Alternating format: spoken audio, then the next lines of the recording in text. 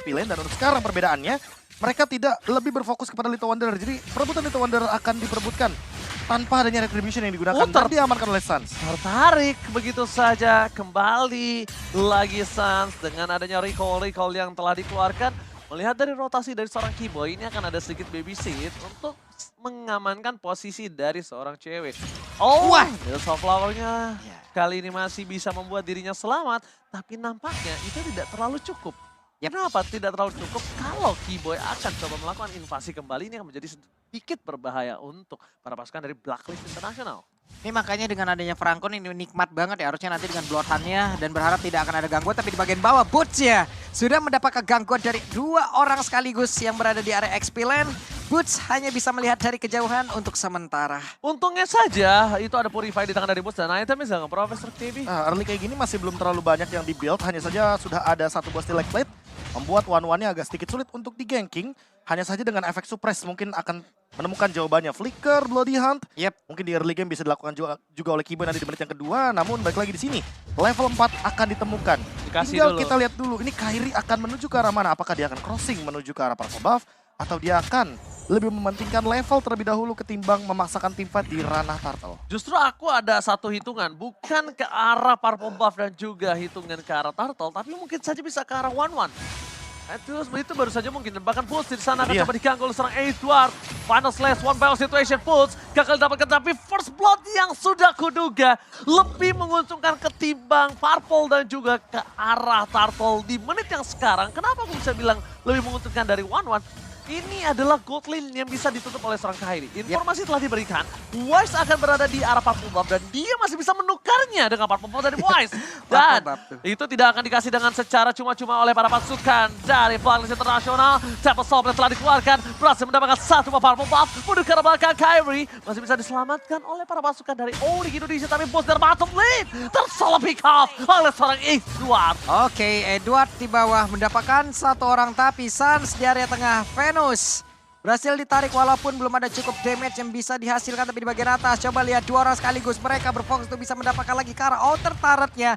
Cewek kemungkinan besar akan menumbangkan 1 outer turret ini di menit ketiga. Satu move Kairi dan pakai retribution dari Turtle yang dimiliki dari Blacklist International. Turtle yang pertama, kalau dikalkulasikan dengan adanya turret, gold lane, full plating, dan tumbangnya 1-1, is not worth it, Profesor. Iya, dan item pertama dari Kairi bukan Berserker's Fury, bukan Windtalker, melainkan Corrosion Sight. Dia ingin menjadi Link Ganker sepertinya. Link Ganker, dia ingin memberikan slow evac dan nantinya ini bakal menuju ke arah top lane terlebih dahulu. Lihat Keyboy selalu standby di river bagian top lane dan lihat slow effect yang diberikan oleh Kairi menuju ke arah Oh My Venus. Dia benar-benar tidak bisa berjalan dengan bebas.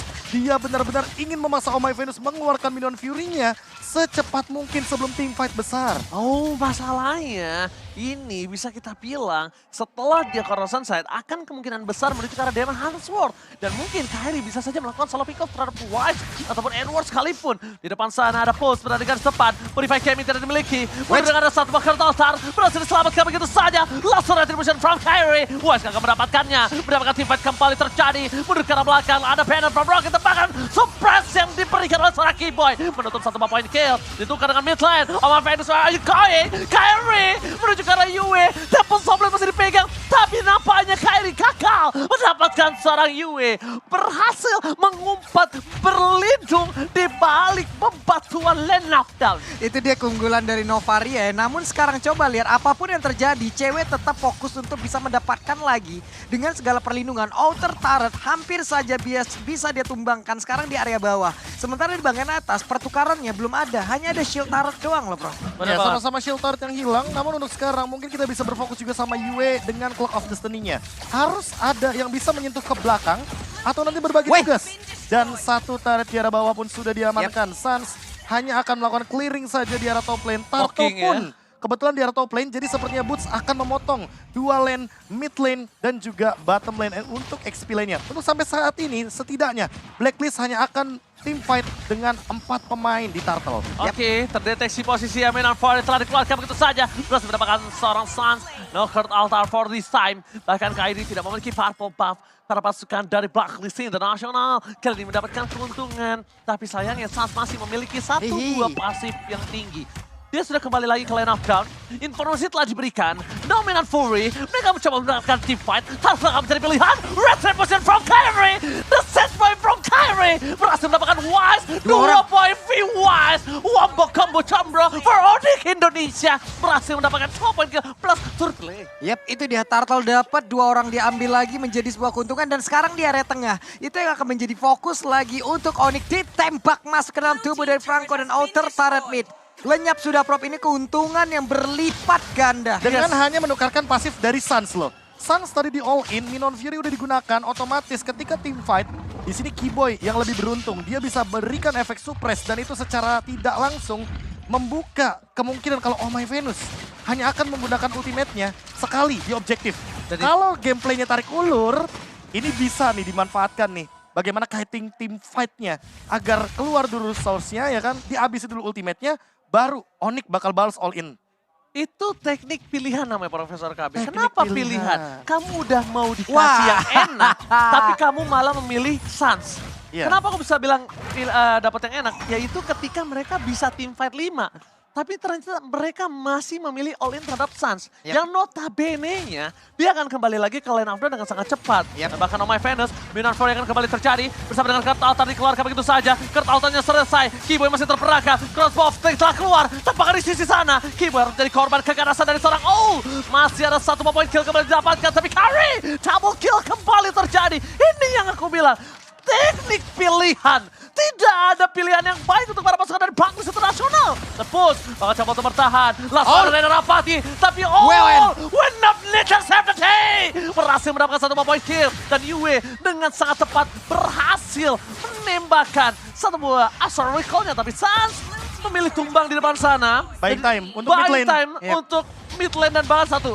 Turtle. Turtle-nya benar-benar dikasih waktu yang begitu lama untuk setup dari Onyx dan lihat tidak ada yang bisa pegang ke arah boots-nya karena boots-nya bebas banget di sini, tidak ada efek stun, tidak ada efek suppress dari Blacklist International karena mereka bermain dengan Minotaur. Mereka akan memanfaatkan Minon Fury untuk team fight dan kali ini walaupun boots membuka weakness point dari 1-1 ini hanya akan menjadi stack tambahan bagi Uranus-nya. Lihat, di depan benar-benar strong banget. Tidak ada yang bisa handle Uranus-nya. Dan bahkan tadi sebenarnya kalau mereka mau team fight kembali pun untuk menumbangkan seorang Boots, no win of nature loh. Nggak ada. No win of nature dan Kyrie udah standby on position. Dan ini akan cukup berbahaya.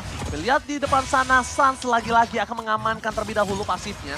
Jadi ini dia. Mungkin dulu kita lihat kalau Faramis itu mengamankan pasif dengan cara minion-minion. Tapi kali ini poking damage itu menjadi salah satu source pasif yang paling tinggi. Tapi lihat Wise coba dipasang menuju ke arah sana Pulse. Pulse masih coba bertahan. Purify Gaming telah terjadi. Tapi nampaknya buy time dilakukan Pulse terlalu mahal. Membuat seorang Kyrie harusnya bebas untuk bisa mendapatkan Lord. Tapi nampaknya di sini para pasukan dari Onyx tidak mau hanya Lord. Mereka selalu mau lebih. Ketika para pasukan dari Blacklist International tahu punya power dari Oh My Venus.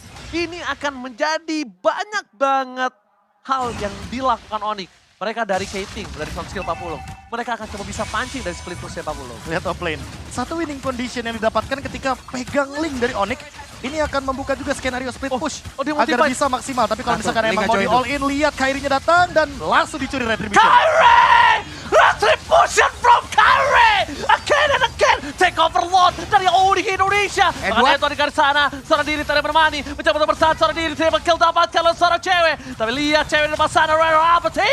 Gagal fokus ke arah PS Turret. Nggak boleh apa yang terjadi. Pasukan dari Onyx Indonesia mendapatkan 3 point kill. Mendapatkan Lord. Dan bahkan di sisi dari Onyx Indonesia mendapatkan mid PS Turret. Cuan for life. Ini belum 10 menit, mereka udah dapat best turret yang ada di bagian tengah loh. Dengan segala keunggulan yang udah mereka ambil dari tadi. Ada all-in yang salah tempat ataupun all-in salah hero karena lotnya sekarang udah mulai masuk. Coba lihat Suns-nya, Burst-nya hanya memancing data tersebut untuk memastikan agar tidak ada misinformasi kemana orang-orang ini akan pergi. Mereka nggak ngincer langsung ke base, mereka ingin menghancurkan base turret pasifnya terlebih dahulu karena ini masih di bawah menit yang ke-12. Di bottom lane, Kairi memicu hal tersebut. Di top lane, Suns, CW, dan Keyboy yang memicu bagaimana pasif turret ini bekerja. Dan kali ini Wise sepertinya heavy spin sudah digunakan, tapi lagi dan lagi. Ini terlalu strong untuk Boots dan Keyboy di lini depan. Alright, Bulls berada di garis depan, mencoba untuk membuka weakness point. Bahkan ada Suns melakukan pocket damage kembali terjadi.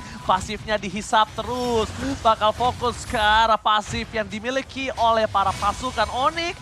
Lihat Suns tuh, dia cari terus Prof. Just in case dia tumbang, it's okay no problem. Tapi lihat Iron Romantic Mania bakal. Mega kill didapatkan. Damage-nya terlalu besar. Rada dapatkan from cewek. Berhasil melakukan satu point kill. Onyx Indonesia berada di depan mata. Mencoba untuk fokus ke arah base-nya. Masih ada Kairi memancing final slide. Edward Hoba ini bencana. Di game pertama. Onyx Indonesia berhasil menumbangkan Blacklist Internasional dengan sangat cepat. 11 menit saja. 11 menit loh. Permainan dari Uranus. Ini game Uranus banget karena tidak ada efek sisi pasti. Tidak ada Kaja.